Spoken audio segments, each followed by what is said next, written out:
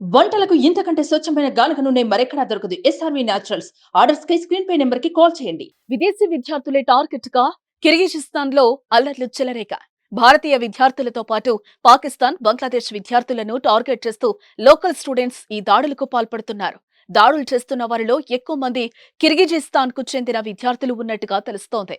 కిర్గిజిస్తాన్ రాజధాని బిష్కేక్ లో పరిస్థితి ప్రస్తుతం ఉద్రిక్తంగా ఉంది.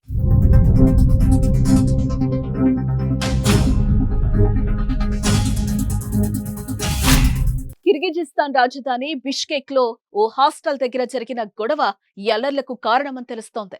స్థానిక విద్యార్థులకు, విదేశీ విద్యార్థులకు మధ్య ఘర్షణ ఏర్పడినట్టుగా తెలుస్తోంది. తర్వాత అది కాస్త బిష్కేక్ లోని విదేశీ విద్యార్థులందరికీ చుట్టుకుంది. విదేశీ విద్యార్థులు హాస్టళ్లు, వాళ్లు నివాసం ఉంటున్న ఇళ్లు, కాలేజీలను టార్గెట్ చేసి అల్లరి మూకలు దాడులకు పాల్పడుతున్నాయి. కొన్ని చోట్ల విద్యార్థినులపైన లైంగిక దాడులకు కూడా పాల్పడుతున్నట్టుగా తెలుస్తోంది. ఈ దాడుల్లో మొత్తం 6 చనిపోయారని, అందులో 3 పాకిస్తానీ విద్యార్థులు ప్రాణాలు కోల్పోయినట్టుగా సమాచారం అందుతోంది.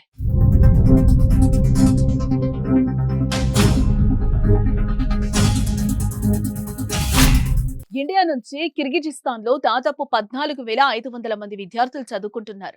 ఎక్కువ మంది ఇక్కడ మెడికల్ విద్య చదవటానికి వెళ్లారు.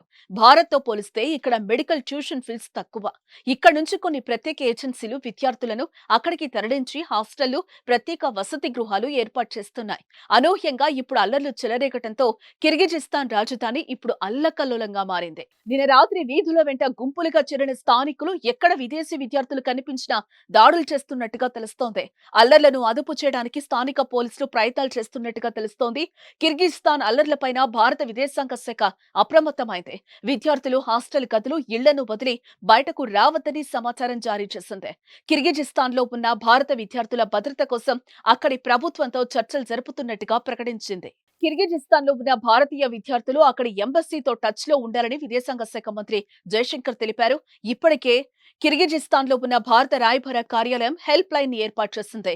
0555710041 నెంబర్ కు కాల్ చేస్తే 24 గంటల పాటు సహాయం అందిస్తామని ప్రకటించారు. నిజానికి ఈజిప్ట్ కు చెందిన విద్యార్థులతో స్థానికులకు తొలుత ఘర్షణ ఏర్పడిందని కొందరు భారతీయ విద్యార్థులు చెప్తున్నారు. 6 విద్యార్థులను స్థానికులు కొట్టి చంపారని కిర్గిజిస్తాన్ లో ఉన్న మన విద్యార్థులు చెప్తున్నారు.